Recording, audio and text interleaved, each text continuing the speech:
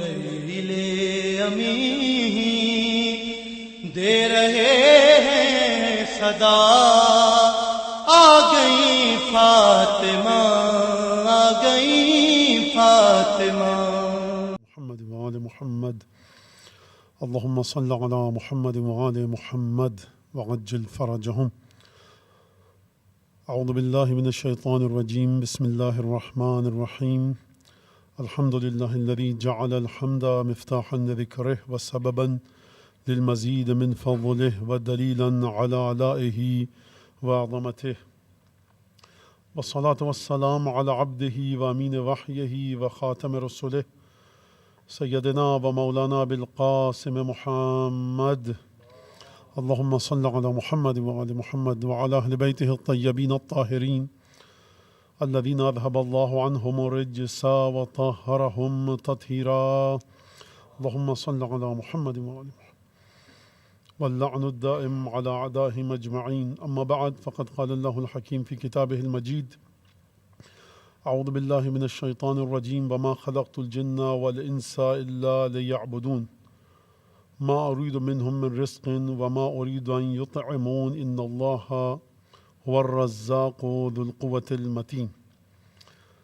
سب سے پہلے تو مبارکباد ام الائمہ اور ہمسر و ہمتا و ہم کف امیر المومنین شاہ ولایت علی ابن ابی طالب دختر رسول گرامی صلوات اللہ وسلامہ علیہ اجمعین۔ مبارک ہو آپ سب کو۔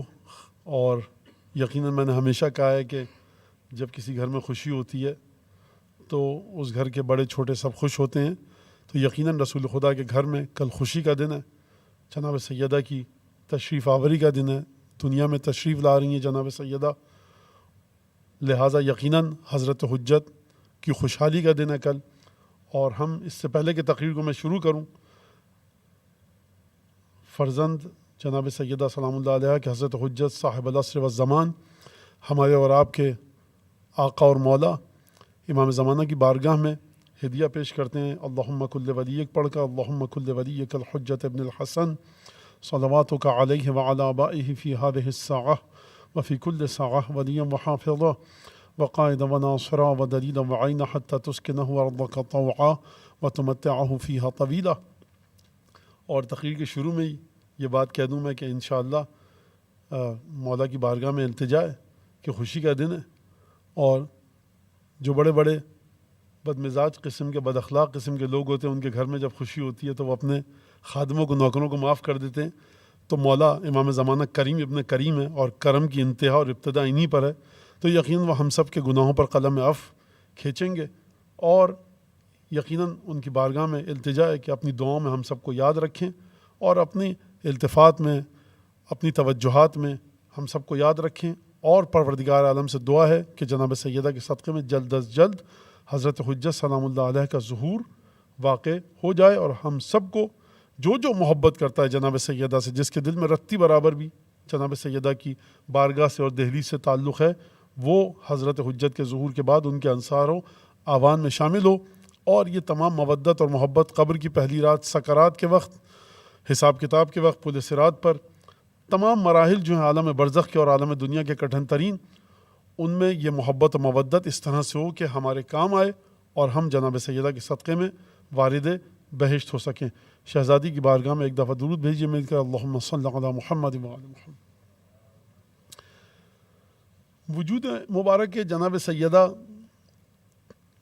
جب حدیث یہ ہے کہ لأن الناس فطموا عن معرفتها، کہ لوگوں کو جناب سیدہ کی معرفت سے دور کر دیا گیا، بالکل اسی طرح سے کہ جس طرح سے بچہ شیرخوارگی کے ایام میں جو دودھ پیتا بچہ ہے، جب وہ دودھ چھوڑ دیتا ہے ماں کا تو پھر اس طرف نہیں جاتا، اس کا کوئی تعلق نہیں رہتا، اور پھر وہ بے تعلق ہو جاتا ہے۔ عرب وہاں پر یہ فے تا میم کے لفظ کو استعمال کرتا ہے، فطمہ۔ تو ظاہر سی بات ہے کہ اب ہم جو بھی کہیں وہ کسی جگہ تک الفاظ پہنچیں گے نہیں، اور وہ مطلب کا اور بات کا حق ادا نہیں ہو سکتا۔ تو پھر مولانا ممبر پہ تشریف فرما کیوں ہوئے؟ اتنی اچھی خاصی مداحی ہو گئی، قصیدہ خوانی ہو گئی، پھر آپ کو کس نے کہا ہے کہ سما خراشی کیجئے بیٹھ کر؟ اگر یہ بات ایسی ہے تو اب یہ ولادت کی شب ہے تو ذرا سا اس طرح کی بات کرنے دیجئے۔ تو کس نے کہا آپ کو؟ بچوں نے پڑھ لیا تو الحمدللہ بہت اچھی قصیدہ خوانی ہو گئی، بی بی قبول فرمائیں۔ تو دیکھیے اب یہ طریقہ ہے کہ ہمیشہ سے یہ ہوتا ہے کہ پہلے کبھی اچھا کھانا دیا جاتا ہے پھر بدمزہ، یا پہلے کبھی بدمزہ پھر اچھا. تو آپ نے اچھا کھانا سن لیا ان بچوں کی، نوجوانوں کی خوبصورت آوازوں میں. اب میری آواز کو برداشت کیجئے، لیکن اب برداشت اس لیے کرنا ضروری ہو جائے گا کہ میں قرآن کی آیات پڑھوں گا اور احادیث پڑھوں گا. یہ تو تھا تھوڑا سا تھکاوٹ دور کرنے کے لیے شروع میں ہی. دوسری بات یہ کہ جو اب بات ہے وہ یہ کہ یہ تقاریر جو ہوتی ہیں، ہم فرض کیجئے کہ جناب سیدہ کی یاد آئی، مجلس میں بیٹھے ہیں، میلاد میں بیٹھے ہیں، بی بی کی بارگاہ میں صلوات پڑھ دی، زیارت پہ گئے، 2 رکعت نمازیں دیا کر دی. یہ تقاریر کیوں ہوتی ہیں؟ کوئی بھی مولانا، عالم دین، خطیب، ذاکر بیٹھ کے تقریر کرے کہ معرفت جب جناب سیدہ کے ساتھ اس کا ارتباط اور رابطہ اور اتصال برقرار ہو، کنیکشن میں آئے، کانٹیکٹ میں آئے کہیں پر بھی، تو اس کے سامنے اگر 1% بھی یہ فضائل رہ جائیں تو پھر وہ پوری معرفت کے ساتھ جناب سیدہ کی بارگاہ میں درود بھیجے گا، التجا کرے گا، استغاثہ کرے گا، اور اس کو یہ سمجھ میں آئے گا کہ وجود جناب سیدہ کس مرحلے پر ہے. قرآن مجید میں اگر آپ دیکھیں، جو آیت میں نے آپ کے سامنے تلاوت کی، یقیناً گفتگو تھوڑی سی تھکا دینے والی ہوگی، اور اگر ہمارے بعض دوستوں کے جو یقیناً شاید سن رہے ہوں، مولانا بات آپ ادھر ادھر کی بہت کرتے ہیں، ٹو دی پوائنٹ آئیے آپ. تو میں کیا کروں کہ قرآن مجید ہے، قرآن مجید نے بھی بات کو پھیلا کر کہا ہے، اور پھر جب ظاہر سی بات ہے مجھ جیسا نادان انسان قرآن کی آیتوں کو جوڑے گا تو پھر بڑا خطرناک حادثہ ہو سکتا ہے. لیکن میں اپنی پوری کوشش کروں گا کہ آپ کو تھکائے بغیر اپنی بات پہنچا دوں. وجود جناب سیدہ کو سمجھنا چاہیں تو کس طرح سے سمجھیں؟ ایک دفعہ یہ کہ اتنے طیب و طاہر گھر میں آئیں، تشریف لائیں، عظیم خانوادہ تھا، پدر بزرگوار یہ، مادر بزرگوار فلاں خاندان ایسا، جناب عبد المطلب، جناب ہاشم، اور آپ جائیے جناب اسماعیل اور جناب ابراہیم، یعنی وہ نسل کی جو کبھی بھی شرک کے ساتھ آلودہ نہیں ہوئی، کبھی بھی اخلاقی برائیوں سے آلودہ نہیں ہوئی. ایک یہ بھی مرحلہ ہے، ایک یہ بھی چیز ہے. مادر گرامی اب 11 ائمہ کی ہم پلہ ہیں، جناب امیر المومنین کی کف از جناب امیر ہیں، رسول خدا کھڑے ہو جاتے تھے. یہ سب چیزیں ہم سنتے ہیں اور ہمارے دل میں جناب سیدہ کی مودت اور محبت کے سلسلے میں اضافہ ہوتا ہے. ہم اپنے وجود میں بی بی کی بارگاہ میں جب ہم نام لیتے ہیں تو ایک حقارت کے ساتھ نام ہم اپنے وجود کو دیکھتے ہیں کہ ہم اس بی بی کا نام لے رہے ہیں. یہ ایک مرحلہ ہے. لیکن اگر ہم قرآن مجید میں جا کر دیکھیں کہ پروردگار عالم اپنے انبیاء کے ساتھ کس طرح سے گفتگو کر رہا ہے، اور انسانیت، بشریت، ہیومینٹی، مخلوقات الہی کے ساتھ پروردگار عالم کا کیا رابطہ ہے، پھر اس مخلوقات میں موحدین جو اللہ کو مانتے ہیں ان کے ساتھ خدا کا کیا رابطہ ہے، اور پھر اس کے اندر پروردگار کا معاملہ، بیہیویئر، انٹریکشن جو معاملہ کرتا ہے، لین دین کرتا ہے پروردگار اپنے ان لوگوں کے ساتھ کہ جو انبیاء کے دین پر ہیں، وہ کیا ہے. پھر پروردگار اپنے انبیاء کے ساتھ جو معاملہ رکھتا ہے وہ کیا ہے، اور انبیاء میں رسولوں کے ساتھ کیا رابطہ رکھتا ہے، رسولوں میں صاحبان شریعت کے ساتھ کیا تعلق ہے، صاحبان شریعت میں اولو العزم پیغمبر کے ساتھ کیا تعلق ہے.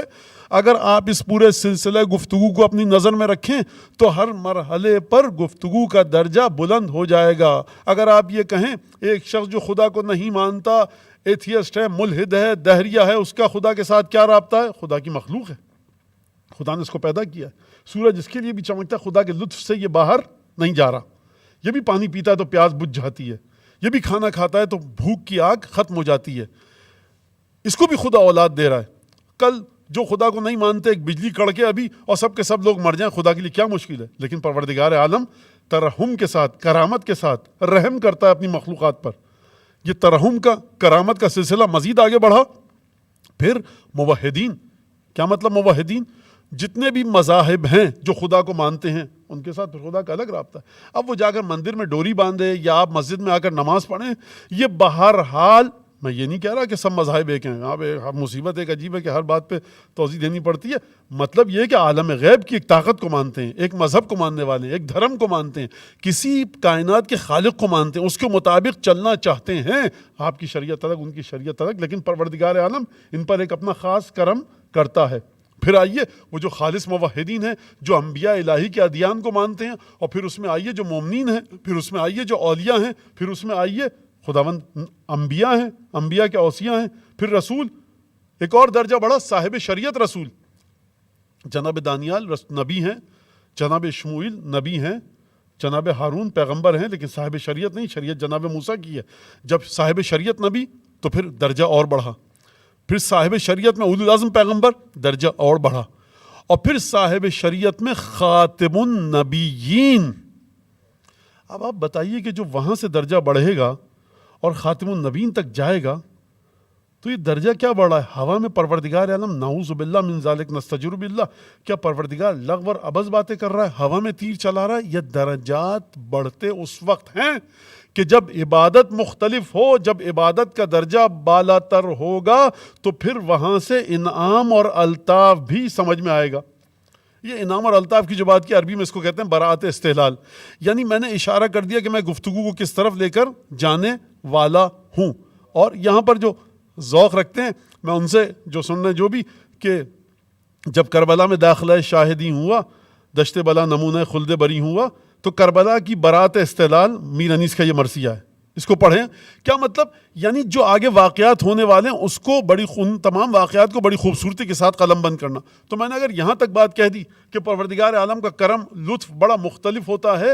ایک کرم پروردگار عالم کا یہ ہے کہ اس دہریے پر، فاسق و فاجر پر، اس ملحد پر، اس ایتھیس پر اپنا کرم کر رہا ہے. وہاں سے کرم کے سلسلے کا آغاز ہو کر پہنچتا ہے کہاں تک؟ ختمی مرتبت صلوات اللہ وسلام علیہ صلی اللہ علیہ وآلہ وسلم. جو اب وہاں پر کرم ہے اب یہاں پر کرم نہیں ہوگا. یہاں پر کیا کرم ہے ختمی مرتبت پر؟ وہ کرم کا محتاج ہے پروردگار عالم کے. ختمی مرتبت کی منزلت کیا ہے کہ اگر تم کو خدا کی رحمت چاہیے تو وجود ختمی مرتبت سے ملے گی. یعنی جب پروردگار عالم اپنی رحمت کو بانٹے گا تو وجود ختمی مرتبت کے ذریعے بانٹے گا. اب اس آیت کا ترجمہ سنیے، سورہ والذاریات کی آخری 3 آیتیں. وما خلقت الجن والانس الا لیعبدون، میں نے جنوں اور انسانوں کو خلق نہیں کیا الا لیعبدون، مگر یہ کو میری عبادت کریں. ما اريد منهم من رزق وما اريد ان يطعمون، میں ان سے کوئی رزق نہیں چاہتا. بالکل رتی برابر، من رزق نکرہ ہے، الرزق نہیں کہا، الف لام کا اضافہ نہیں کیا، کہا رزق، یعنی کسی بھی قسم کا مجھے تمہاری کوئی ضرورت ہی نہیں ہے. وما اريد ان يطعمون، میں ان سے یہ کب چاہ رہا ہوں کہ مجھے کھانا کھلائیں، کچھ دیں، سب کچھ میں دیتا ہوں. اور پھر پروردگار نے فرمایا ان اللہ هو الرزاق ذو القوة المتین، پروردگار عالم ہی، ترجمے پہ غور فرمائیے گا، یہ ضمیر فصل آیا ہے، پروردگار عالم ہی ہے جو سب کو رزق دیتا ہے.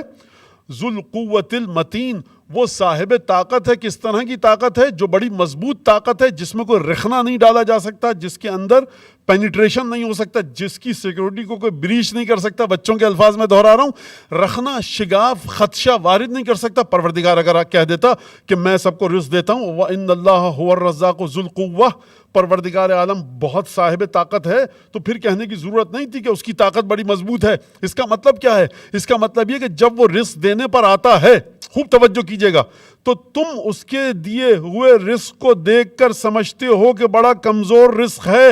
یہاں پر تمہارا مقابلہ پروردگار عالم کی نگاہ کے ساتھ ہوتا ہے، تم ٹکراتے ہو اس کی حکمت کے ساتھ. لیکن یاد رکھنا پروردگار عالم وہ ہے جو کائنات کی عظیم ترین ہستی کو کمزور ترین چیز کے ذریعے بچا لے، اور اس چیز کے ذریعے بچائے جو وجود انسانی کو دیکھ کر پرواز کر لے. مکڑی کا جالا کمزور ترین جالا ہے، پروردگار عالم میں اتنی طاقت ہے کہ کمزور ترین گھر کے ذریعے جو ایک بچے کی پھونک سے اڑ جائے، کائنات کی عظیم ترین ہستی کو اس نے بچایا. تم سمجھ رہے تھے یہاں پہ نہیں، یہاں تک آیا ہے اگر محمد تو یا زمین کھا گئی ہے یا آسمان نکل گیا ہے. نہ زمین نے کھایا تھا نہ آسمان نے نگلا تھا، تمہاری عقلوں پر پتھر ڈال دیے تھے. ان اللہ هو الرزاق ذو القوة المتین. تم جب بھی یہ کیا تو سمجھ لیجیے بات کو، ایک بیٹی یہ کیا، خوب توجہ کیجیے گا. تم یہ سمجھ رہے تھے کہ کام ختم ہو گیا، بات ختم ہو گئی، تمام مشرک یہ سمجھے. لیکن پروردگار عالم جب کسی چیز کے اندر اپنی برکت عطا کرنے پر آئے تو ان اللہ هو الرزاق ذو القوة المتین، یعنی رزق وہ دیتا ہے، اور جب دیتا ہے تو پوری طاقت اور قدرت کے ساتھ دیتا ہے. اب آپ مجھے یہ بتائیے کہ نبی کریم کی عبادت کس مقام پر تھی؟ توجہ فرمائی آپ نے. پروردگار فرما رہا ہے کہ دیکھو مجھے عبادت چاہیے، میں نے تم کو، اچھا چاہیے میں نے غلط کہا، میں نے تم کو عبادت کے لیے پیدا کیا، مجھے ضرورت نہیں ہے، تم عبادت کرو. اچھا تم عبادت کرو، تمہاری عبادت کیسی ہوگی، کس سطح پر ہوگی؟ بھائی جو بچہ مونٹیسری میں جا رہا ہے، آپ اس سے کہ ذرا ABCD لکھ کر دکھاؤ، اس کی لکھائی اسی کی کلاس کے مطابق ہوگی. ایک صاحب جو فرض کیجئے کہ انٹر میں ہیں, اچھا ہو سکتا ہے ان کی لکھائی بڑی بری ہو, آج کل کے حساب سے سب کچھ کمپیوٹر پہ آ گیا ہے. یہ ہمارے زمانے میں تھا بیٹا خط کی لکھائی کی پریکٹس کرو, اور ہینڈ رائٹنگ اور خوبصورت اور کیلیگرافی ایک عجیب سزا ملتی تھی کہ اس کو صحیح. میں آج کی بات نہیں کر رہا, مثال دے رہا ہوں. تو اگر پروردگار کہہ رہا ہے کہ عبادت کرو میری, تو پروردگار پھر تو کیا کرے گا؟ قرآن سے سوال کیجئے. پروردگار کہہ رہا ہے میں نے تم سب کو عبادت کے لیے پیدا کیا, آدم کو عبادت کے لیے پیدا کیا, میں نے نوح کو, شعیب کو, ادریس, تمام انبیاء, نمرود اور فرعون کو عبادت کے لیے پیدا کیا. بھائی نمرود اور فرعون اپنی اوقات نہیں سمجھے, ٹکرا گئے خدا کے ولی سے, خدا کے دوست سے, خدا کے پیغمبر اور رسول سے. خدا کہہ رہا ہے میں نے تمہیں عبادت کے لیے پیدا کیا, اور جب تمہیں عبادت کے لیے پیدا کیا پروردگار جب یہ تیری عبادت کریں گے تو ہوگا کیا؟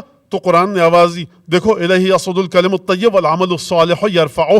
تمہاری جو قولی عبادت ہے, کلمہ طیب پروردگار عالم کی طرف پرواز کرتا ہے, اور تمہارا عمل صالح اس کو مزید برکت عطا فرماتا ہے, اس کو بلندی عطا فرماتا ہے. یعنی کیا مطلب؟ کلمہ صالح, کلمہ طیب آپ کی زبان سے نکلے, آپ کے پاس عمل صالح ہو, آسمان کی بلندیوں تک جائے گا. میرے پاس کلمہ طیب ہو, میرا عمل صالح ہو, آسمان کی بلندیوں تک جائے گا. جناب نوح کا یہی حال.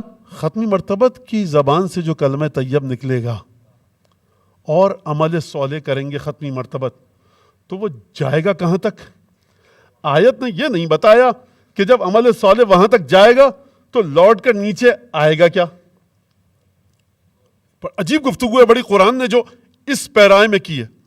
تو میں بالکل وقت ضائع نہیں کروں گا, اور مجھے احساس ہے کہ بات ایسی عجیب و غریب چیزیں آ جاتی ہیں کہ انسان کیا کرے. اور کبھی کبھی ممبر پہ بیٹھ کر ایک چیز ذہن میں آتی ہے کہ, اور وہ بھی آپ لوگوں کی دعائیں ہیں. یقین کیجئے کہ میں سوچا تھا کہ اس سال کیا پڑھوں. اب یہ بہرحال بات ہے تو آپ لوگوں کے ساتھ بھی ایک تھوڑا سا بلکہ کافی وہ ہو چکا ہے, کیا پڑھوں سوچتا رہا تو یہ چیز سمجھ میں آئی. اور یہ کسی کی دعا ہے, میرا اعتقاد ہے کہ کسی بندہ مومن کی دعا ہے کہ اس سال کم از کم وہ سزا سے بچ سکے کہ تکراری اور ریپیٹیشن نہ ہو.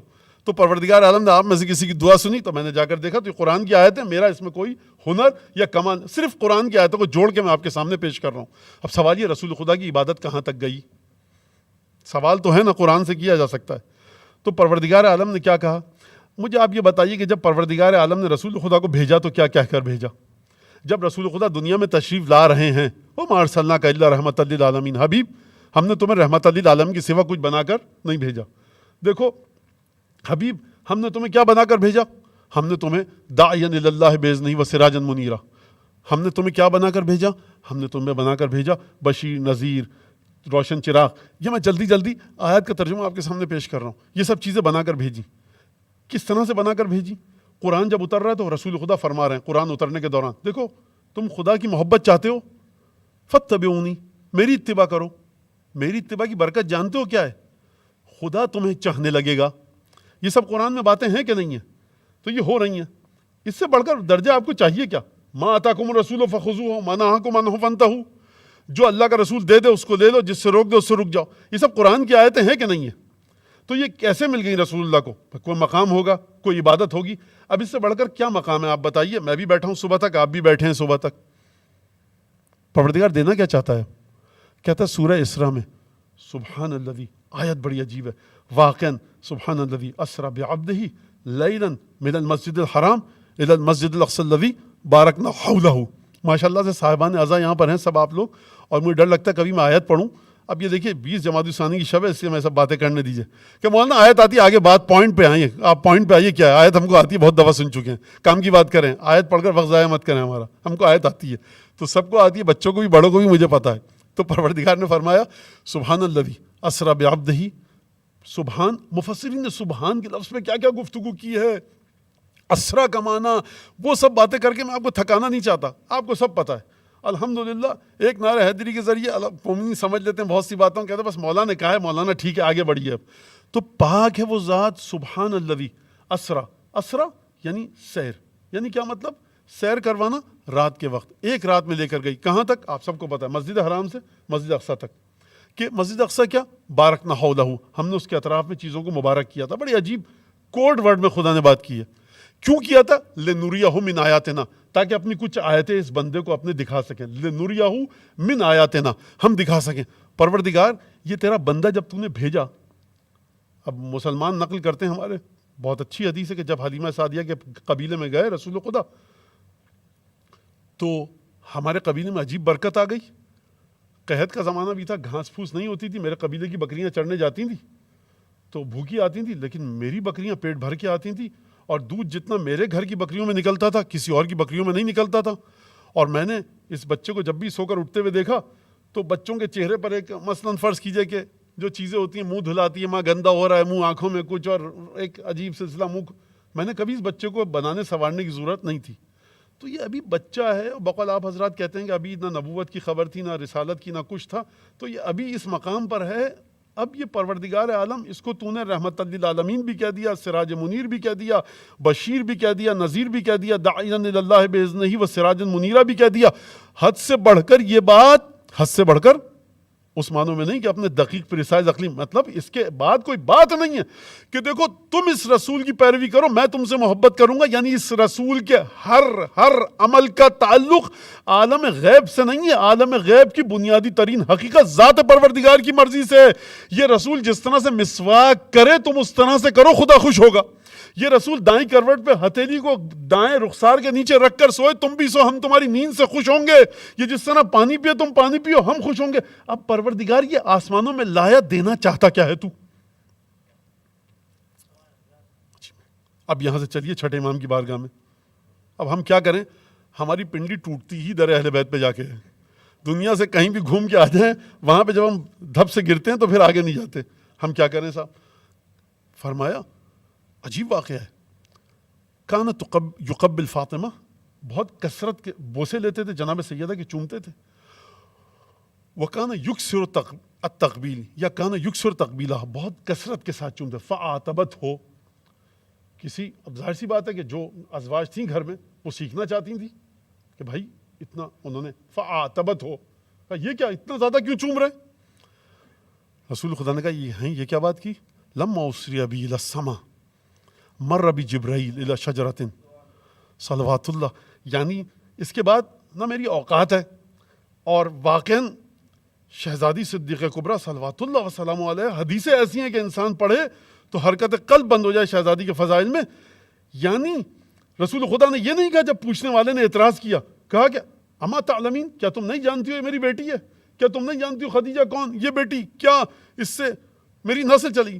کہا لما اسری ابی. دیکھو فاطمہ کی حقیقت کو زمین پہ تلاش مت کرو, آسمان پہ تلاش کرو. اور آسمان پہ جب تلاش کرنا تو کس مقام پر تلاش کرنا؟ اس مقام پر تلاش کرنا کہ میں وہ رسول خدا ہوں. دیکھیے میں اپنے اردو کے جملے ساتھ میں سمجھانے کے لیے کہہ رہا ہوں, روایت کے الفاظ ختم ہو گئے, اب میرے الفاظ ہیں. میں وہ رسول ہوں, میں وہ نبی ہوں. اگر رسول خود, یا رسول رحمت للعالمین, آپ تمام آیتیں جو آپ کے سامنے پیش کی, میں وہ ہوں. لیکن اس کے باوجود مجھے آیتیں دکھانے کے لیے لے جایا گیا آسمانوں پر. اور مر بھی جبرائیل, جبرائیل مجھے ایک درخت کے پاس سے لے کر گزرے, وہاں کا پھل پروردگار عالم نے مجھے عطا کیا. جبرائیل نے کہا اس پھل کو آپ تناول فرمائیے. وہاں پر تحفہ فاطمہ کی ذات صدیقہ کبریٰ کی تخلیق کا آغاز ہوا تھا. یعنی یہ نشانی, یہ آیت زمین پر نہیں آئے گی. پروردگار نے کہا تم ہمارے پاس آؤ. یعنی اس آیت کی سیدہ کونین وہ ذات ہے کہ جس کے وجود کا آغاز عالم غیب میں ہوا, جس کے وجود کی ابتدا پروردگار عالم کی ذات سے ہوئی, بہشت میں ہوئی. تمام مادی تعلقات کو توڑ کر رسول خدا گئے. خدا نے جملہ کیا ارشاد فرمایا؟ سبحان الذی اسریٰ بعبدہ, پاک ہے وہ ذات, سبحان ہے وہ ذات جو ایک رات میں اپنے بندے کو, یعنی تحفہ سیدہ اس وقت رسول خدا کو ملا ہے کہ جب تمام کے تمام تعلقات دنیاوی ٹوٹ چکے تھے, اور کہا میرا بندہ آ رہا ہے. یہیں پہ رک جائیے, آگے مت بڑھیے گا, یہیں پہ رک جائیے. میں نے کہا دنیاوی تعلقات ٹوٹ چکے تھے, تو رسول خدا کے دنیاوی تعلقات تھے. سرکار قرآن کی آیت کہہ رہی ہے کہ تم میری اطاعت کرو, خدا تم سے خوش ہوگا. تو اس رسول کی ذات میں دنیا ہے کہاں, نفس ہے کہاں, ہوائے نفس ہے کہاں؟ یہ پروردگار وہ جو دے دے لے لو, جس سے روک دے اس سے رک جاؤ. ما ینطق عن الہویٰ, اس کی زبان اپنی ہماری مرضی سے چلتی ہے, یہ قدم ہماری مرضی سے اٹھاتا ہے. یعنی وہ رسول کہ جس کی ذات میں شائبہ خواہشات نفسانی نہ ہو, اس کو بلایا جائے. یہ نقص رسول میں نہیں تھا, آیت اتنی عظیم تھی کہ معراج پہ بلانا پڑا. یہ وجود ہے سیدہ بغیر کسی تنزل کے. اور خدا مغفرت فرمائے, خدا مغفرت فرمائے. بخدا عظیم المرتبت میں تعریف کروں توہین ہے اس شخص کی. حضرت آیت اللہ العظمیٰ شیخ محمد حسین غروی اصفہانی آغا خوئی کے استاد. اور یہ جتنے بھی آج کل مراجع ہیں جن کو آپ مراجع دیکھ رہے ہیں اور جو نہیں دیکھ پا رہے, وہ تمام کے تمام اگر ان کی کتابوں کو سمجھ لیں تو بڑا فخر کرتے ہیں. عجیب جملہ کہتے ہیں دائرہ وجود را نقطہ ملتقی بود. فاطمہ زہرا عالم وجود کا جو ایگزسٹنس کا جو دائرہ ہے نا, اس کا میٹنگ پوائنٹ ملنے کی جگہ سیدہ کا وجود ہے. کیا مطلب یہ کہ رسول خدا دنیا کے تمام تعلقات کو چھوڑ کر جا رہے ہیں. رسول خدا ہیں, معراج ہوئی جسمانی, وہاں پر جسم کا کوئی تعلق نہیں ہے, لیکن جسم کے ساتھ گئے. پروردگار عالم ہے واجب الوجود, پروردگار عالم ہے اللہ تبارک و تعالی. یہ بندہ وہاں جا رہا ہے, یعنی یہ وہ مقام ہے کہ قاب قوسین او ادنا, یہ وہ مقام ہے کہ اس سے آگے کوئی نہ جا سکا. اور بقول شعراء نے کہا, علماء نے کہا, ہمارے مجتہدین مراجع نے کہا, کیا کہا کہ جہاں پر واجب اور ممکن کی حدیں مل رہی ہیں وہاں سیدہ کا وجود عطا ہو رہا ہے رسالت میں آپ کو. تو یہ معمولی چیز نہیں. فرماتے ہیں دائرہ وجود رہا, یہ جو ایگزسٹنس کا جو دائرہ ہے نا, اس کا میٹنگ پوائنٹ جہاں پر ملتے ہیں دونوں آ کر, یہ سیدہ کا وجود ہے, ذات سیدہ ہے. اور فرمایا کہ اس کے جزو دعوی لو کشف الغطا کنت, کون ہے سیدہ کے علاوہ جو علی کے بعد یہ دعویٰ کرے کہ اگر پردے ہٹ جائیں میرے یقین میں کوئی اضافہ نہیں ہوگا. یہ آیت اللہ محمد حسین اصفہانی, آیت اللہ العظمیٰ الحاج شیخ محمد حسین اصفہانی, کہ خدا کی رحمت نازلوں علمی اور عملی لحاظ سے مراجع جو کہ انتقال ہو گیا, میرے خیال سے آخری مرجع بھی چلے گئے جو کہ آغا بہجت تھے. میں آیت اللہ العظمیٰ اس لیے نہیں کہہ رہا کہ وہ خود پسند نہیں کرتے تھے, اس لیے آغا بہجت کہہ رہا ہوں. تو وہ شاگرد تھے ان کے, اور جو واقعات بتائیں آغا بہجت بتاتے تھے, جو ان کی عظمت علمی اور عملی, کہ کیا کیا انہوں نے تسبیحات پڑھی, جو کیا ان کا اثر دیکھا. یہ کتاب, اچھا میرا کوئی اس میں قصور نہیں ہے. لوگ سمجھتے ہیں مولانا یہ واقعات بتائیں تو مولانا بھی کچھ نہ کچھ ان کی ہے کچھ ولایت کے مرحلے پر. نہیں بھائی, ہم تو ٹیپ ریکارڈر ہیں, پڑھا آپ کے سامنے بتا رہے ہیں آ کر کہ اس طرح سے ہمارے علماء تھے, ہمارے مراجع اس طرح سے تھے. جو منہ میں آیا ہم کبھی کبھی کہہ دیتے ہیں, لیکن یہ کہ اس طرح کے لوگ تھے. تو بات کہاں ہو رہی تھی؟ سبحان اللہ سے اسرا بعبدہ لیلا من المسجد الحرام. یہ تو ایک حصہ تھا میری گفتگو کا, ختم ہو گیا. اب اگر آپ مقایسہ کرنا چاہیں, موازنہ کرنا چاہیں, ایک درود بھیجیے شہزادی کی بارگاہ میں ذرا. اللہم صلی اللہ علیہ وسلم.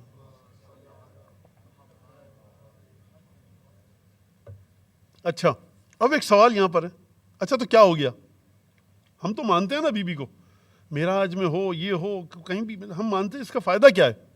اس کا فائدہ یہ ہے کہ جب نام جناب سیدہ سلام اللہ علیہ آئے تو یہ واقعات, یہ چیزیں آپ کے ذہن میں آئیں, اور بی بی کی عظمت آپ کے سامنے اس طرح سے آئے کہ جس طرح سے ہے نہیں کہہ سکتا, جس طرح سے ایک مومن کو درک کرنا چاہیے, جس طرح سے ایک مومن کو اپنے دل میں اس مودت کو رکھنا چاہیے.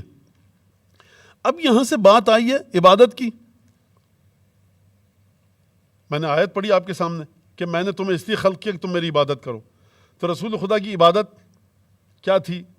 کیا ملا؟ گئے آسمانوں پہ, عبادت ایسی کی کہ پروردگار فرمائے سبحان الذی اسری بعبدہ, میں نے اپنے بندے کو بلایا, یعنی یہاں پر یہ میرا بندہ بن کے آ رہا ہے. عظمت اتنی ہے اس آیت کی, اس نشانی کی, کہ میں وجود سیدہ کا تحفہ عطا کر رہا ہوں. بات ہو رہی تھی کس پر؟ کہ چومتے تھے, بوسے لیتے تھے, تقبیل, قبلہ. کہا کہ آپ بہت زیادہ پیار کر رہے ہیں فاطمہ سے. کہا کہ بھائی کیا بات کہہ رہی ہو؟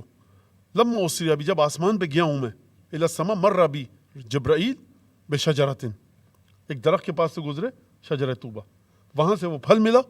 وجود جناب سیدہ کی تخلیق کا آغاز آسمان سے ہوا ہے, یعنی یہ وہ تحفہ ہے. اور جو روایت ہے, خدا مغفرت کرے, درجات بلند فرمائے, شیخ صدوق رحمۃ اللہ تعالی علیہ کے, کہ انہوں نے ایک عجیب حدیث نقل کی. شیخ صدوق نے معانی الاخبار میں, کسی نے آ کر جناب سیدہ کے بارے میں پوچھا کہ یا رسول اللہ یہ بتائیے کہ اس دنیا سے پہلے آپ کی بیٹی کہاں پر تھیں؟ تو رسول خدا نے گفتگو فرمائی, کہا کہ عرش پر تھیں. اور وہ تمام حدیث کے جملے آپ کے یقیناً ذہنوں میں ہیں, میں اس میں تفصیل میں ابھی نہیں جانا چاہتا. میں چاہتا ہوں ایک دو آیتیں اور پڑھ کے اور ایک حدیث پڑھ کے بات کو ختم کروں. تو وہاں پر تسبیح و تقدیس میری بیٹی کی غذا تھی، کیا کھانا کھاتی تھی، کیا غذا کھاتی تھی اگر وہاں پر تھیں، زندہ تھیں؟ اب دیکھیے پوچھنے والا ایک عام سا آدمی ہے، جواب دینے والے رسول خدا ہیں. وہ یہ سمجھ رہے اگر وہاں تھیں تو دنیا کے انداز میں تھیں. یا رسول اللہ وہاں تھیں تو کیا کھاتی اور پیتی تھی، کیسے نشو و نما ہوتی تھی؟ کہا کہ تسبیح و تقدیس میری بیٹی کی غذا تھی. کہا کہ آسمانوں میں نام کیا تھا؟ کہا آسمانوں میں نام ہے منصورہ، زمین پر فاطمہ. اب یہاں پر یومئذ یفرح المؤمنون بنصر اللہ، قرآن کی آیت کہتی ہے قیامت کا دن وہ ہوگا کہ جب خدا کی مدد مومنین کے شامل حال ہوگی. اس آیت کو ملا کر منصورہ کے نام کو دیکھیے. انشاءاللہ اگر زندگی دی توفیق دی اگلے ہفتے اسی سے گفتگو کو میں آگے بڑھاؤں گا. تو اس کو دیکھیے، آسمان پر منصورہ، زمین پر فاطمہ. اور پھر یعنی یہ جو لفظ ہے میں نے دیکھ کر شیخ صدوق کے لیے دل سے دعا نکلی. ویسے تو ان کے لیے انشاءاللہ یقیناً ائمہ دعا کرتے ہوں گے اور وہ جوار معصومین میں ہیں، لیکن ہم سب کو بھی ان ہستیوں کے لیے دعا کرنی چاہیے. شیخ صدوق نے کیا فرمایا؟ فَأَحَبَّ اللَّهُ أَن يُخْرِجَهَا مِن صُلْبِهِ. اس میں پوری جان ہے اس بات کی. پروردگار عالم نے ایک نور کو خلق کیا عالم غیب میں. کس کی بیٹی بنے گی؟ رسول خدا فرما رہے خدا نے پسند کیا کہ فاطمہ کو میرے صلب سے دنیا میں لائے. یعنی کیا مطلب؟ یعنی پروردگار عالم نے، میں اپنی نادانی، جہالت اور بے مائگی اور بے بذاتی کے ساتھ اگر گفتگو کروں، اس اپنے تھوڑے سے معمولی علمی سطح جس کو نہیں کہا جا سکتا اس کے ساتھ گفتگو کروں، تو یہ کہوں کہ پروردگار عالم منتظر تھا کہ بندگی کی آخری منزل پر جو پہنچے اس کو یہ نور عطا کروں. لفظ پر غور کیجئے گا آپ اس روایت کے، فَأَحَبَّ اللَّهُ أَن يُخْرِجَهَا مِن صُلْبِهِ. خدا نے پسند کیا، خدا کو اچھا لگا کہ فاطمہ کو میرے صلب سے دنیا میں لائے. یعنی اگر خدا کو پسند نہ آتا تو پروردگار کیا کرتا؟ وہ نور وہیں پر رہتا، زمین پر نہیں آتا. تو رسول خدا کے کروڑوں اربوں خربوں احسان آپ کے اوپر ہیں. اس میں سے ایک احسان یہ ہے کہ پروردگار عالم کی اس طرح سے عبادت کی کہ نور سیدہ کو وصول کرنے کے قابل ہوئے. اور جناب سیدہ کا اب آپ جھگڑا کرتے رہیے، ظہور، نزول، ولادت، کچھ بھی کہتے رہیے، سیدہ دنیا میں آ گئیں. اور سیدہ دنیا میں آ گئیں. اچھا آپ نے سن لیا رسول خدا کا نام، شہزادی کا نام. اس محور کو بھول گئے کہ جو بی بی اگر نہ ہوتی عبادت خدا کیسے ہوتی؟ جناب ام المومنین خدیجۃ الکبریٰ الغراء، اللہم صل علی امنا خدیجۃ الکبریٰ صلاۃ تکرم بها وجہ محمد وتقر بها اعین ذریتها. پروردگار عالم نے جناب خدیجہ جیسی ہستی کو وہاں پر اس انداز سے بچا کر رکھا کہ جو نور سیدہ کو اپنے وجود میں پروان چڑھا کر اس امانت الہی کی حفاظت کرے. کیا مطلب اس امانت الہی کی حفاظت کرے؟ رسول خدا کے شجرے کے بارے میں مولا کائنات نے نہج البلاغہ میں ایک جملہ کہا ہے. میں جملہ کہوں اور آگے بڑھ جاؤں. فرمایا فاستقرهم فاستودعهم خیر مستودع واقرهم خیر مستقر افضل مستودع و خیر مستقر. پروردگار عالم نے انبیاء کو، رسول خدا کو کہاں پر رکھا؟ ان صلبوں میں، ان باپوں کے صلب میں رکھا، ان ماؤں کے وجود میں رکھا جو امانت رکھنے کی بہترین جگہ تھی. افضل مستودع، مستودع کہتے ہیں امانت رکھنے کی جگہ کو. اچھا میں یہاں سے ایک جملہ کہہ دوں. آپ جاتے ہیں نجف، کربلا، مشہد، قم، آپ کے پاس کیمرہ ہوتا ہے، موبائل ہوتا ہے، وہ وہاں پہ چابی ملتی ہے، لگاتے ہیں. ایک صاحب کھڑے ہوں وہاں پر، کہ اپنا موبائل والیٹ ہم کو دے دیجئے امانت کے طور پہ. قسم کھا رہا ہوں مولا کی آپ کو واپس کر دوں گا. آپ کے سرکار آپ کی قسم صحیح ہے لیکن معذرت میں امانت آپ کو نہیں دے سکتا. بیچارہ زیارت کر کے نکل رہا ہے. اچھا اپنے محلے کے کسی شخص کو دیتے ہیں، کہتے ہیں سرکار آپ چلے جائیں گے، رش بڑا ہے، میرا والیٹ ہے، یہ ہے، پاسپورٹ ہے. پاسپورٹ آپ نہیں دیں گے، 10,000 چیزیں دیں، پاسپورٹ کوئی بھی نہیں دیتا کسی کو. لیکن پاسپورٹ آج جان اٹکی ہوتی ہے زائرین کی پاسپورٹ میں. آپ کیا کرتے ہیں؟ ہوٹل والے کو رکھوا کے جاتے ہیں، مسافر خانے والے کو، یہاں پہ باکس ہوتا ہے، چیک کرتے ہیں اور دیکھتے ہیں ماحول کیسا ہے، کوئی توڑ تاڑ تو نہیں دے گا. کسی سے پوچھتے ہیں پاسپورٹ کی قیمت کیا ہے، 15 دن لیٹ آئیں گے آپ پاکستان انڈیا. لیکن آپ کہتے ہیں امانت رکھنے کی جگہ بڑی مضبوط ہونی چاہیے. یہ جو پروردگار عالم اپنے وجود کے نور کو رکھے گا، 40 برس تک پتہ ہی نہیں تھا کیا رسول خدا کر رہے ہیں، خدیجہ کیا تھیں، وہ کیا میاں باتیں کر رہے ہو سب الٹی سیدھی آل فال. تمہارے 10 روپلی تم رکھنے جاتے ہو بینک میں، 3 دفعہ گھما پھرا کے اس ڈپازٹر سلپ کو دیکھتے ہو، کہتے ہو ہم نے، ارے مل جائے گا بینک کیشیئر ہے، آپ نے کوما لگایا، دیکھیے کوما 0 صحیح لکھیے، آپ کا دل دھڑک رہا ہے اپنے پیسے پر. اور پروردگار عالم جو مولا کائنات فرمائے افضل مستودع و خیر مستقر، اپنی امانت کو ایسی جگہ پر رکھے گا کہ رتی برابر شک ہو۔ جناب خدیجۃ الکبریٰ کی عظمت کو سمجھنا ہے تو ایک لفظ کے ذریعے سمجھیے کہ خدا 1,24,000 انبیاء کے خدا کو اعتماد خدیجہ پر۔ اب آپ لاکھ باتیں کہتے رہیے، تو یہ وہ بی بی ہے کہ اگر نہ ہوتی وجود صدیقہ کبریٰ کس کی آغوش میں آتا؟ تو فرمایا کہ پروردگار عالم عبادت کرو۔ اب جب عبادت کی اور آسمانوں پہ گئے، اب چلیے ذرا توجہ کیجیے گا، یہ تو بات سمجھ میں آ گئی اور میں نے ایک حد تک بات انشاءاللہ کہ واضح ہو گئی ہوگی اور انشاءاللہ کہ مورد رضایت واقع ہوئی ہو۔ جو ملائکہ سب گفتگو سن رہے ہیں، ہمارا تو ایمان ہے کہ ہمارے تمام اعمال جاتے ہیں اور انشاءاللہ تعالیٰ آپ کے دلوں میں مودت اور محبت شہزادی کی بڑھ رہی ہو انشاءاللہ تعالیٰ، اور اس کے ساتھ ساتھ مودت کے ساتھ اور تولی کے ساتھ اس کا بیرومیٹر بھی انشاءاللہ بڑھ رہا ہو۔ تولی کا ایک بیرومیٹر ہوتا ہے، اس کو بھی بڑھنا چاہیے محبت کے ساتھ ساتھ، پھر وہ بھی آتا ہے اگر کوئی چیز اچھی لگتی ہے تو اس کی مخالف چیز بری بھی لگتی ہے۔ تو ایک درود بھیجیے شہزادی کی بارگاہ میں گفتگو آگے بڑھاؤں۔ اللہم صلی علی محمد۔ اب یہاں پر ذرا سا چل کر کے دیکھیے آپ جناب مریم کا واقعہ کہ پروردگار عالم نے کس طرح سے بیان کیا۔ دیکھو یاد کرو عمران، جناب عمران کی زوجہ مریم کی ماں، کہ جب انہوں نے کہا کہ رب کہ میں نے نظر تو لکا ما فی بطنی محررہ، پروردگار میری یہاں ولادت ہونے والی ہے اور مجھے ماں جیسا عہدہ، مقدس عہدہ ملنے والا ہے، تو میں نے نظر کیا کہ جو اولاد پیدا ہوگی میں اس کو بیت المقدس کہتے ہیں، آپ لوگ بیت المقدس کہتے ہیں علماء کے، صحیح یہ لفظ ہے، بہرحال مقدس کہہ لیں تھوڑی دیر کے لیے، تو اس کی عبادت کے لیے، رکھوالی کے لیے میں اپنے بیٹے کو بھیج دوں گی۔ جب لما وضعتھا، جب ولادت ہوئی تو کہا ہے یہ تو لڑکی ہے، لڑکیوں کو کیسے میں بیت المقدس میں بھیجوں؟ تو رب انی وضعتھا انثی، پروردگار یہ تو میری لڑکی پیدا ہوئی۔ قرآن کی آیت ہے کہ پروردگار بہتر جانتا ہے کہ تم نے کیا جنا ہے اور کس کی ولادت ہوئی ہے۔ اچھا، اب جناب مریم کا جو واقعہ ہے وہ بڑا تفصیل کے ساتھ واقعہ ہے، میں اس واقعے کی تفصیل میں نہیں جانا چاہتا۔ اب مریم کی کفالت کون کرے، یہ بھی بڑے عجیب طریقے سے واقعات ہیں کہ مریم کی کفالت کون کرے۔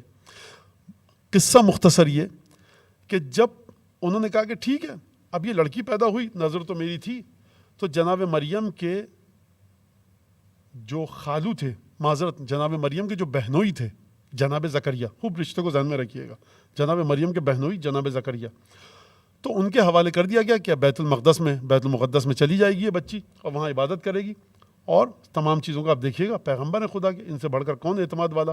اور قرآن نے واقعہ بھی کیا کہ پانی کے اندر قلم ڈالے گئے کہ ایہم یکفل مریم، جھگڑا ہو رہا تھا، اذ یلقون اقلامہم وما کنت لدیہم، قرآن میں اس پہ گفتگو کی ہے، اور پھر یہ نہیں کہا کہ وہ ڈوب رہے تھے، وہ ایک قرآن میں یہ واقعہ موجود ہے، سورہ آل عمران میں بھی ہے، سورہ مریم میں بھی ہے، اس کو آپ وہاں جا کر دیکھیے گا۔ اچھا، اب جب یہ واقعہ ہوا، اب پروردگار عالم نے آیت کیا خوبصورت لکھی، بڑے مختصر، فتقبلها ربها بقبول حسن وانبتها نباتا حسنا وکفلها زکریا۔ واقعی عربی زبان کی چاشنی یہاں پر محسوس کرے کوئی کہ پروردگار فرما رہا ہے کہ جب مریم کی ماں نے کہہ دیا کہ اب میں نے اس بچے کو بیت المقدس یعنی بیت المقدس میں دے دیا، فتقبلها ربها بقبول حسن، تو پروردگار نے بھی مریم کی ماں یعنی جناب عمران کی زوجہ کو اس کام کو قبول کیا، بقبول حسن، بڑی خوبصورتی کے ساتھ قبول کیا۔ انہوں نے کہا کہ پروردگار میں ایسی لڑکی کو بھیجتی ہوں، فتقبلها ربها بقبول حسن، پروردگار نے بہت اچھے طریقے سے اس نظر کو قبول کیا، قبول حسن یعنی خوبصورت طریقے سے قبول کیا۔ اور پھر اگلا جملہ کیا ہے، وانبتها نباتا حسنا، اور پھر مریم کو پروان چڑھایا کس طریقے سے، بہت خوبصورت اور اچھے طریقے سے، وکفلها زکریا، زکریا مریم کے کفیل قرار پائے۔ جب یہاں تک کی بات آ گئی تو اب پروردگار عالم نے تمام واقعات کو حذف کر کے قرآن میں فرمایا، کلما دخل علیہا زکریا المحراب وجد عندہا رزقا قال یا مریم ان لک ھذا قالت ہوا من عند اللہ ان اللہ یرزق من یشاء بغیر حساب۔ پھل پائے مریم کے پاس، جب پھل پائے کہا کہ یہ تمہارے پاس کہاں سے آئے؟ اچھا پیغمبر ہیں لیکن کہہ رہے ہیں کہ ان لک ھذا، یہ کہاں سے آئے؟ مریم نے جواب دیا کہ ہوا من عند اللہ۔ خود اس میں ایک لطیف نکتہ ہے کہ جناب زکریا نے کہا یہ تمہارے پاس کہاں سے آئے؟ مریم کہہ رہی ہیں وہ، وہ جو تھا وہ خدا کے پاس سے آیا تھا. ان اللہ یرزق من یشاء بغیر حساب. خدا جس کو چاہتا ہے بے حساب رزق عطا فرماتا ہے. بات ختم ہو گئی. یہاں سے بات اب شروع ہوئی ہے. قرآن نے فرمایا سورہ آل عمران نے ہنالک دعا زکریا ربہ رب ھب لی من لدنک ذریۃ طیبہ. وہاں پر ہنالک، وہاں بہت دور. ایک ہے ہونا، ایک ہے ہونا کا، ایک ہے ہنالک. ہونا یعنی یہاں، ہونا کا یعنی وہاں، ہنالک اس سے بھی دور، یعنی ہناکا سے بھی زیادہ وہاں پر بہت دور. ہنالک حبیب دیکھو قرآن میں آیت آ رہی ہے، وہاں پر جناب زکریا نے دعا کی کہ پروردگار رب ھب لی من لدنک ذریۃ طیبہ، پروردگار مجھے بھی ایک ذریت دے. یعنی جب مریم کے پاس محراب عبادت مریم میں جناب زکریا نے الطاف الہی کو دیکھا کہ پھل آ رہے ہیں، ایک بچی، ایک بچہ اس طرح کی کرامت کا مستحق ہو سکتا ہے، ڈیزرو کر سکتا ہے کہ عالم غیب میں اس کے پاس پھل آئیں اور اسے زکریا کے لائے ہوئے کھانے کی ضرورت نہ ہو. تو یہاں پر ایک خواہش نے جنم لیا، کروٹ لی. توجہ فرمائی آپ نے، خوب توجہ کیجیے گا. جب فنادت الملائکہ وہو قائم یصلی فی المحراب، ملائکہ نے آواز دی جناب زکریا کو، ملائکہ نے آواز دی اور وہ اپنی محراب میں عبادت کر رہے تھے کہ دیکھو ان اللہ یبشرک بغلام، پروردگار تمہیں بشارت دیتا ہے ایک بچے کی. تو جناب زکریا نے کیا کہا؟ ان یکون لی غلام، اب میری اولاد کیسے ہوگی؟ وقد بلغت من الکبر، میں بہت بوڑھا ہو چکا ہوں. وامرأتی عاقر، میری خاتون جو زوجہ جو اس کی ایک عمر ہو چکی ہے. کذالک اللہ، پروردگار اسی طرح سے کام کرتا ہے. اب میرا سوال یہ ہے کہ میں آپ کو ایک منزل کی طرف لے کر جاؤں کہ جناب زکریا پیغمبر تھے کہ نہیں تھے؟ موحد تھے کہ نہیں تھے؟ اچھا مسلمانوں سے کوئی بھروسہ بھی نہیں کہ نبی کو بھی کہتے ہیں الیاذ باللہ کہ نہیں، یہ نہیں پتا تھا. تو اگر بے اولاد تھے،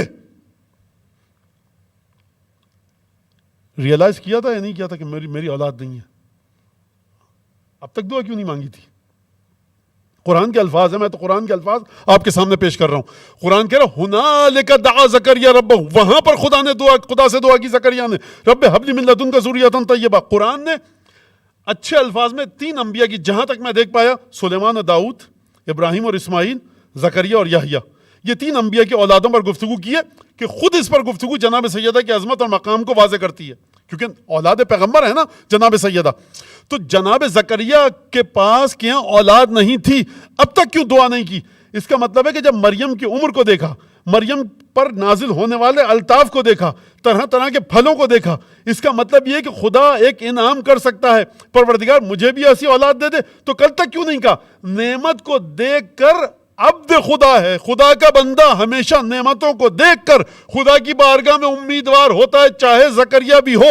ہنالک دعا زکریا ربہ، نعمتوں کو دیکھ کر متوجہ ہوئے، پروردگار نے کہا تمہیں اولاد مل جائے گی. بات ختم ہو گئی.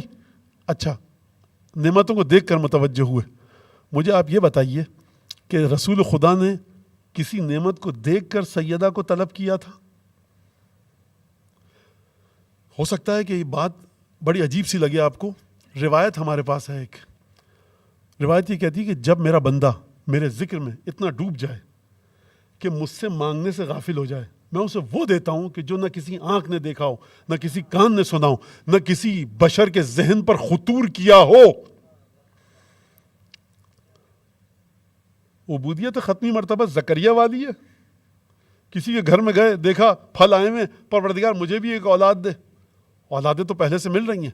یہ اسی اولاد کے لیے جناب قاسم، جناب ابراہیم اور جناب طاہر، اور تاریخ میں اختلاف ہے، بعض لوگ کہتے ہیں کہ 4 بیٹیاں تھیں، بعض کہتے ہیں کہ 1 بیٹی تھی. ہمیں اس جھگڑے میں جانا نہیں ہے. اگر 4 بیٹیاں تھیں تو سیدہ کی فضیلت اور بڑھ گئی، اگر 1 بیٹی تھی فضیلت تو موجود ہے.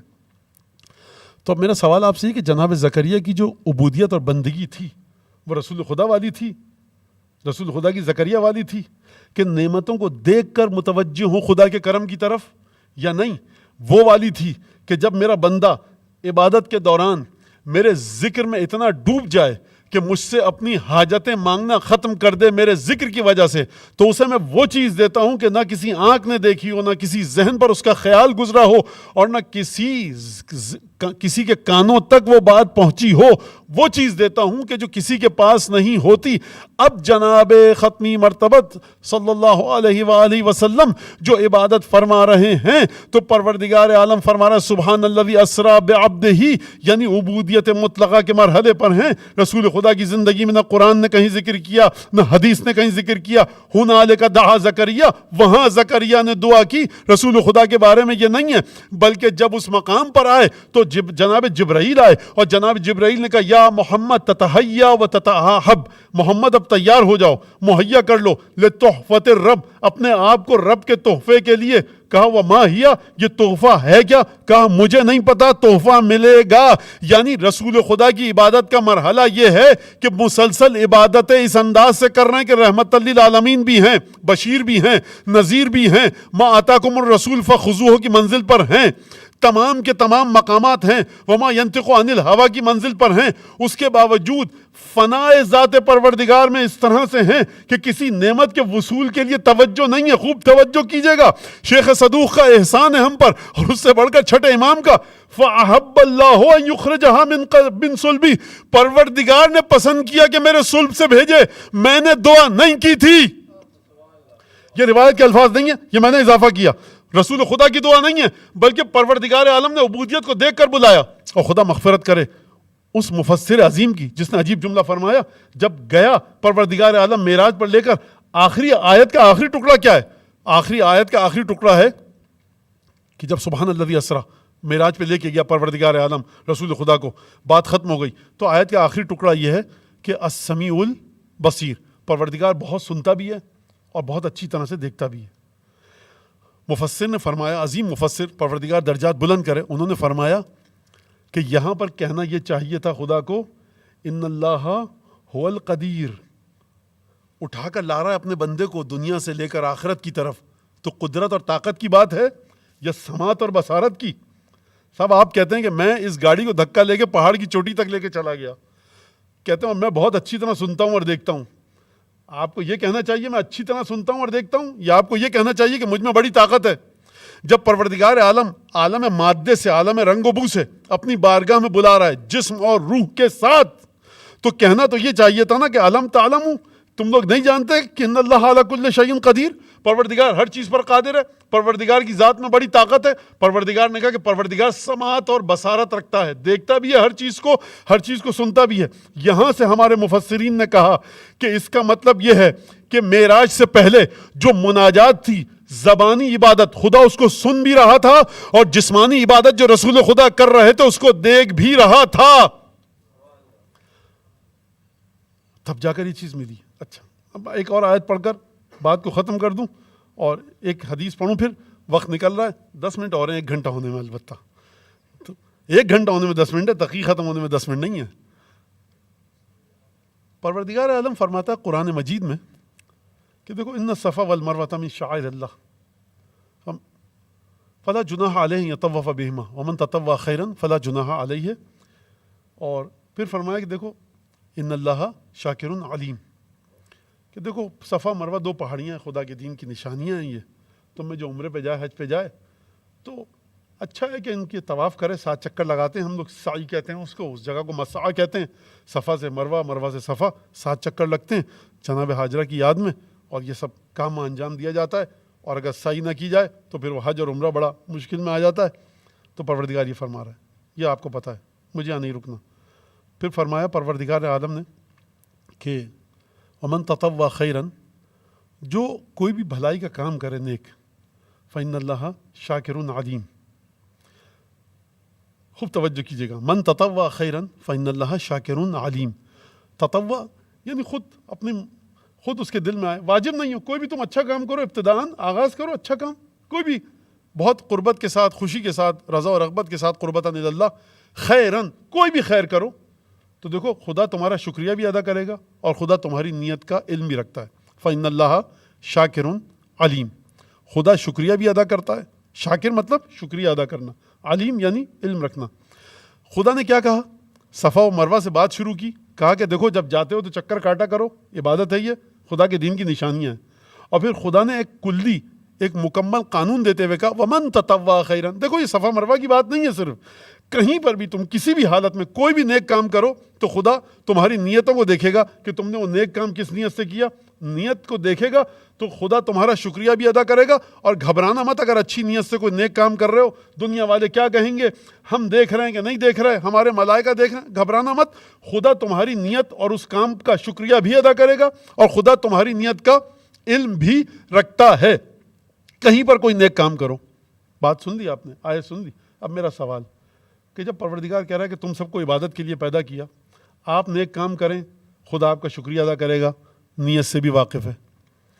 میں نیک کام کروں, خدا میری نیت سے بھی واقف ہے, شکریہ ادا کرے گا. اب میرا سوال ایک ہے آپ سے کہ رسول خدا نے جو خیر کی, کتنی خیر کی؟ سوال ہے. خدا فرما رہا ہے کوئی بھی تم میں سے خیر کا کام کرے تو خدا اس کا شکریہ بھی ادا کرے گا اور علم بھی رکھتا ہے. تو میرا سوال یہ ہے کہ سوال تو کرنے میں کوئی گناہ نہیں ہے نا, کہ پروردگار تو یہ بتا کہ تیرے حبیب نے کتنی عبادت کی, اور جب اگر تیرے حبیب نے عبادت کی تو نے اپنے حبیب کا شکریہ ادا کیسے کیا؟ سوال تو میں کر سکتا ہوں نا قرآن کی آیت کی روشنی میں. پروردگار جناب عیسیٰ نے عبادت کی تو یہ بتا کہ جناب عیسیٰ کا تو نے کتنا شکریہ ادا کیا. اب دیکھیں کوئی یہ اعتراض نہ کرے کہ اس پہ روایت ہے چھٹے امام کی کہ جناب سیدہ سے متصل ہے. نہیں ہے کوئی روایت. میں بہت آرام سے کہہ رہا ہوں نہ ہو روایت. میرے تو سوال کرنے میں کوئی روایت کی ضرورت ہے, سوال کر رہا ہوں, میں کوئی حکم تھوڑی لگا رہا ہوں کہ یہ آیت جناب سیدہ کے نازل ہوئی ہے. میرا تو سوال ہے کہ عبادت کے لیے پیدا کیا, کہیں بھی کوئی خیر کا کام کرے گا تو خدا اس کا شکریہ ادا کرے گا. اگلا سوال یہ کہ رسول خدا نے کیا خیر کا کام کیا, تو جواب آپ کا کیا آئے گا کہ ہم گن ہی نہیں سکتے. تو پھر کیا کیا جائے؟ تو پھر رسول خدا کا شکریہ ادا کیسے کیا پروردگار عالم نے؟ شکریہ ادا ایسے کیا کہ جناب سیدہ کا تحفہ دیا. استدلال مکمل نہیں ہوا, نتیجہ بھی مکمل نہیں ہوا. رسول خدا چوم رہے ہیں, کہا کہ تم کیا بات کر رہی ہو. جب آسمان پہ گیا, روایت میں نے پڑھی آپ کے سامنے ابھی, تو جناب سیدہ کا تحفہ مجھے وہاں پہ عطا ہوا ہے. عبودیت کی منزل پر آئے, تحفہ وہاں عطا ہوا ہے. اچھا, اب جب دنیا میں آئے تو پروردگار عالم فرما رہا ہے کہ ہم شکریہ ادا کرتے ہیں. جب آپ پروردگار عالم کا شکریہ ادا کریں تو آپ مقام بندگی پر رہ کر شکریہ ادا کرتے ہیں. وہ جب شکریہ ادا کرے تو مقام ربوبیت اور الوہیت پر رہ کر شکریہ ادا کرتا ہے. فرق ہے کہ نہیں ہے؟ آپ کہتے ہیں پروردگار تیرا, اچھا شکر اور حمد میں فرق ہے. شکر انسان کس طرح کرے, ہم کس طرح سے کرے. اب سوال اگر آپ کے ذہنوں میں یہ کلبلائے اور آپ کو تنگ کرے کہ رسول خدا حاکم نیشاپوری نے مستدرک وسائل میں جو یہ لکھا ہے کہ کلما دخلت علیہ قام الیہا ورحب بہا وقبلہا یدہا واجلسہا مجلسہ, کہ جب بھی سیدہ آتی تھی رسول خدا کی بارگاہ میں, حاکم نیشاپوری نے لکھا مستدرک صحیحین, یعنی وہ حدیثیں جو کہ صحیح بخاری اور صحیح مسلم میں آ سکتی تھیں اور نہیں لا پائے. اب نہیں پہنچی ہوگی, ظاہر سی بات ہے کہ ان تک یا ان کو سمجھ میں نہیں آئی ہوگی, جو بھی ہو انہوں نے نہیں لکھی.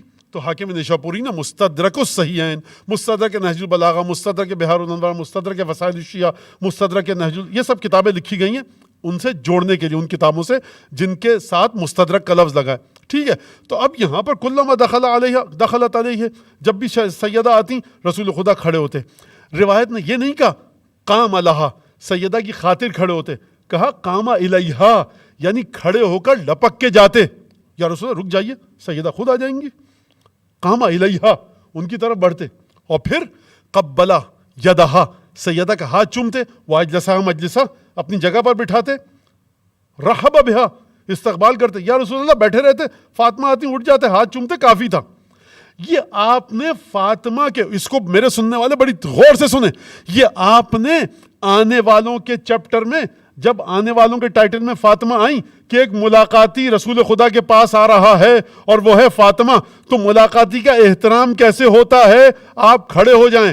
اگلا احترام کیا ہے؟ کھڑے اپنی جگہ پہ نہ رہیں, لپک کر جائیں.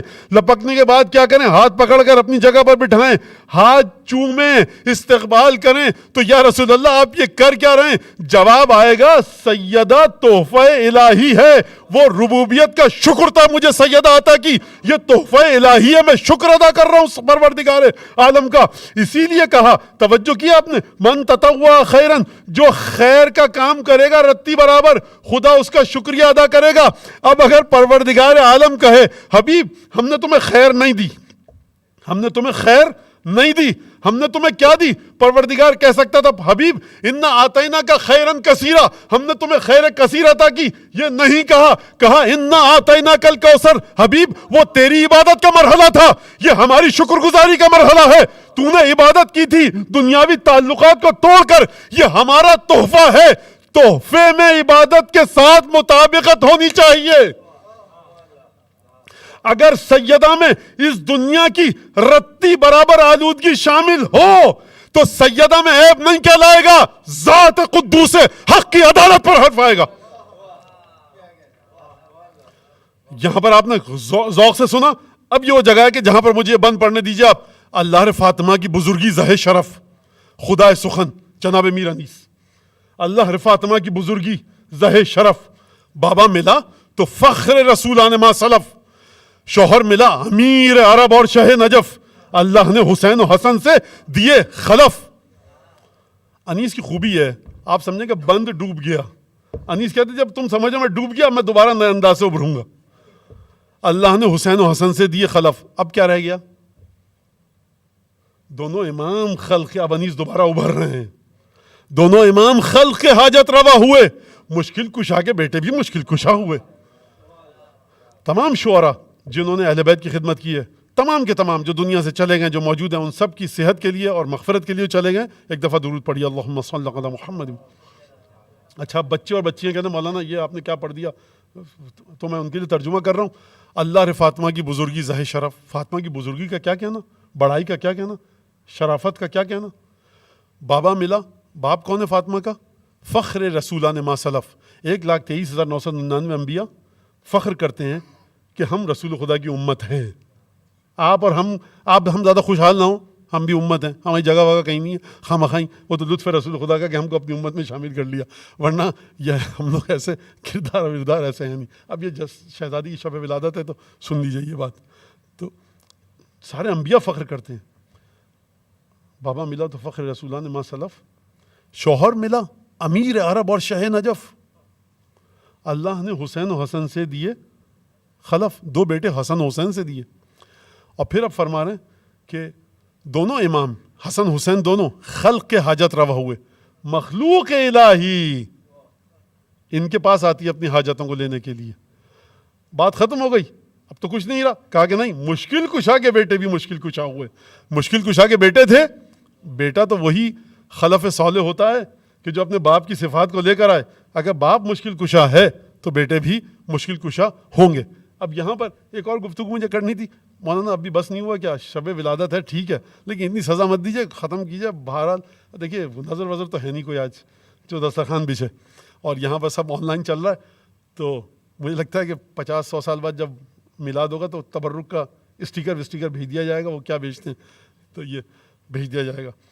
تو ایک درود پہ شہزادی کی بارگاہ میں، اللہم صل علی محمد و آل محمد۔ اور پھر آخری حدیث چھٹے امام اور امام حسن مجتبیٰ، ان دونوں ہستیوں نے ذوات ائمہ سے، جو ان دونوں اماموں سے حدیث آئی ہے، امام حسن علیہ السلام اور امام صادق علیہ السلام، کہ فرمایا کہ ان لفاطمہ عند اللہ 9 اسماء، جناب سیدہ کے 9 نام ہیں خدا کی بارگاہ میں، اور ہر نام پر ائمہ نے گفتگو فرمائی ہے۔ فاطمہ ہے، زہرا ہے، محدثہ ہے، راضیہ ہے، مرضیہ ہے۔ تو یہ نام مبارکہ، طاہرہ، یہ تمام کے 9 نام جناب سیدہ کے۔ اب اسی لیے جو لوگ، مجھے تو نہیں پتا، مجھے اس کا علم نہیں ہے اور نہ میں جانتا ہوں رتی برابر بھی، علم الاعداد والے 9 کے عدد کو ایک خاص توجہ سے دیکھتے ہیں، جو علم الاعداد پہ کام کرتے ہیں، ابجد حوس پہ، 9 کے عدد کو وہ کہتے ہیں جناب سیدہ کا عدد ہے، یہ 9 کا عدد کہ خدا کے 9 نام ہیں۔ اب وہ 9 کا جو ٹیبل ہے جو میتھمیٹکس میں، اس سے بھی وہ ایک چیز نکالتے ہیں، لیکن بہرحال نہ مجھے آتا ہے اور نہ مجھے اس کا علم ہے، لیکن جو میں نے سنا وہ آپ کے سامنے پیش کر دیا۔ تو یہ 9 کا عدد ایک بڑا مبارک عدد ہے، بہرحال آپ نے دیکھا ہوگا، یہ علم الاعداد کے ہمیں نہیں پتا مولانا حضرات کو مجھ جیسے کہ یہ کیا ہے۔ تو جناب امام صادق علیہ السلام اور جناب امام حسن علیہ السلام فرمانے خدا کے 9 نام ہیں، جناب سیدہ کے 9 نام ہیں، کس کی بارگاہ میں؟ خدا کی بارگاہ میں، یعنی محدثہ اس میں سے ایک ہے، مبارکہ۔ مبارکہ پہ آخری بات اگر ختم کہوں اور میں ختم کر دوں کہ جناب عیسیٰ کی جب ولادت ہوئی تو جناب عیسیٰ نے کہا کہ وَجَعَلَنِي مُبَارَكًا أَيْنَمَا كُنْتُ، جھولے میں تھے کہ اللہ نے مجھے بابرکت خلق کیا ہے، میں جہاں بھی ہوں، جہاں بھی ہوں۔ جناب عیسیٰ یہ فرما رہے ہیں۔ مبارک کا مطلب کیا ہے؟ برکت کا مطلب کیا ہے؟ یعنی وہ خیر جو قلیل ہو، بہت کم ہو، لیکن اثر اس کا بہت زیادہ ہو. تو جناب سیدہ کا ایک اسم گرامی کیا ہے؟ مبارکہ. کیا مطلب مبارکہ؟ یعنی وجود ہے ایک، لیکن وَلَسَوْفَ يُعْطِيكَ رَبُّكَ فَتَرْضَىٰ. خدا فرما رہا ہے حبیب ہم تجھے قیامت میں اتنا دیں گے کہ تو راضی ہو جائے. اس آیت کا تعلق جناب سیدہ سے ہے.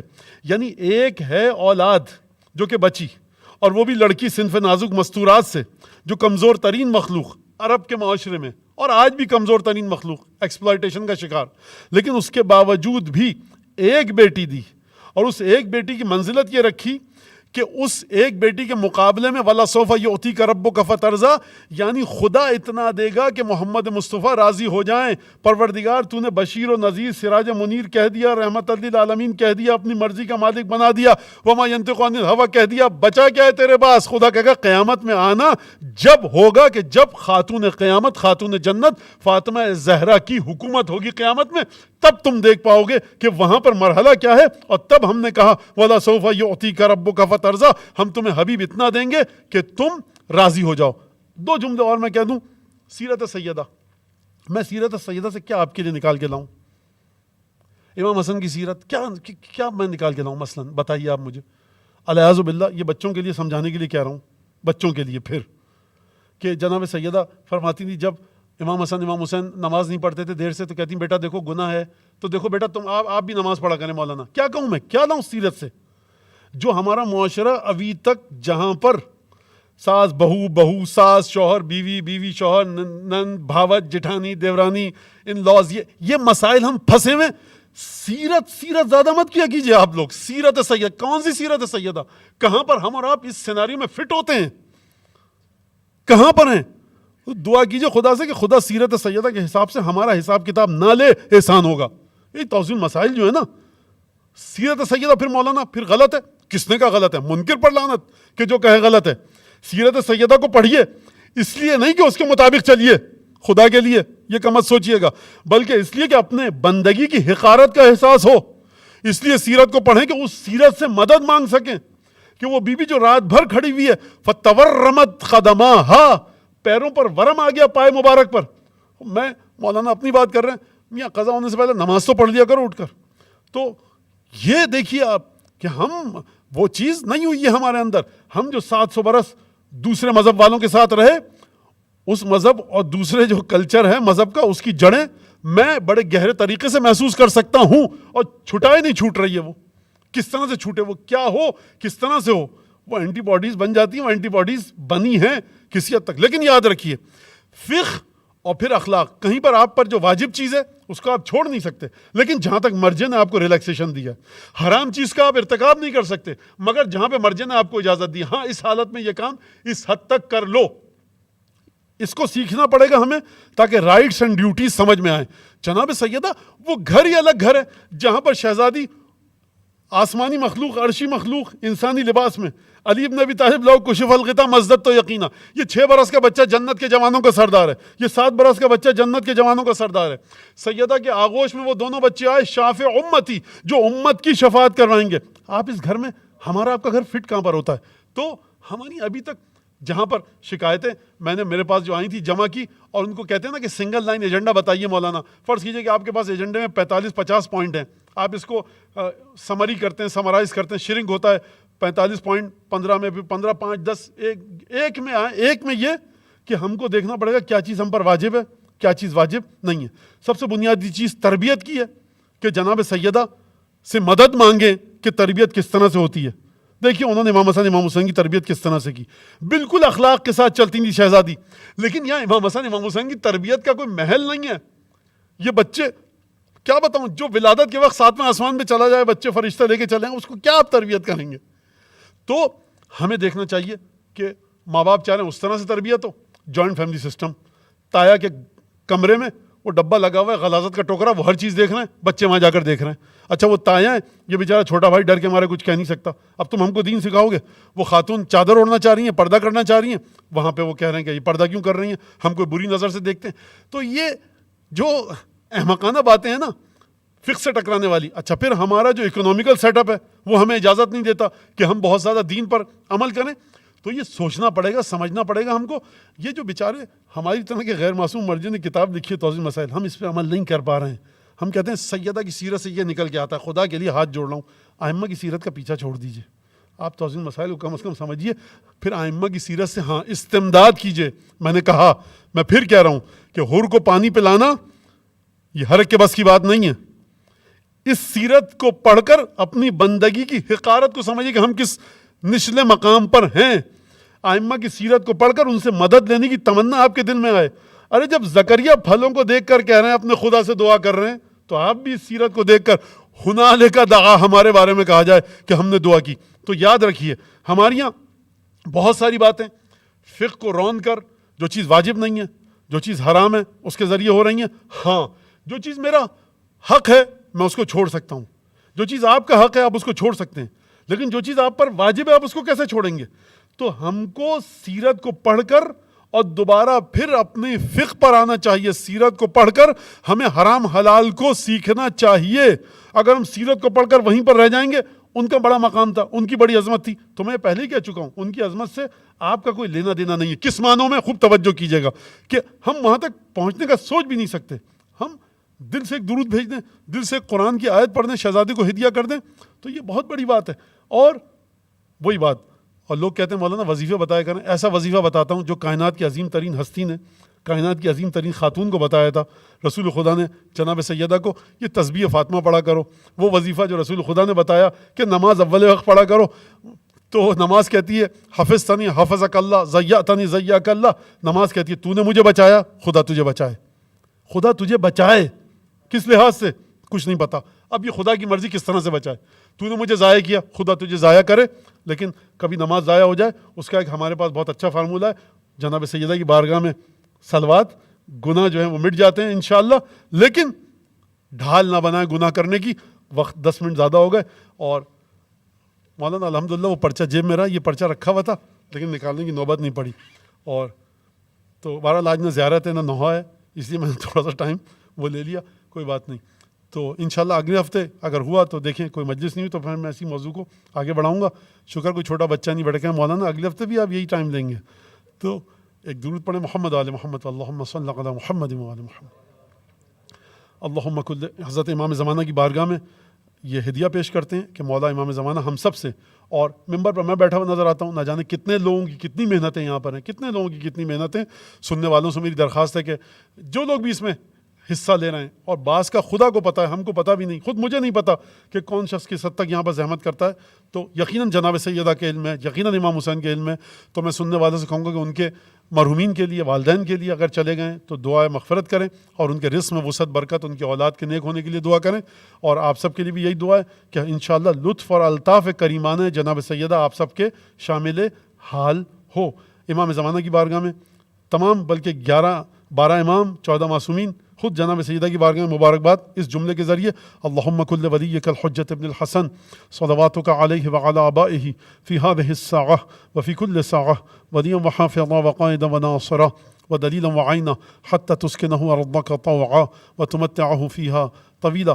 اللہم بحق فاطمة وابیہا وبعلہا وبنیہا والسر المستودع فیہا صلی علی فاطمة وابیہا وبعلہا وبنیہا صلاة متواترة متكاملة متفادرة مترادفة متكاثرة. اللهم بحق محمد وآل محمد عليك صل على محمد وآل محمد. اللهم بحق فاطمة وابيها وبعلها وبنيها صل على فاطمة وابيها وبعلها وبنيها بعدد ما أحصاه علمك.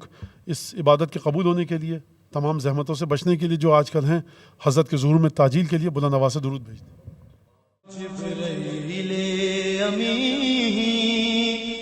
دے رہے ہیں صدا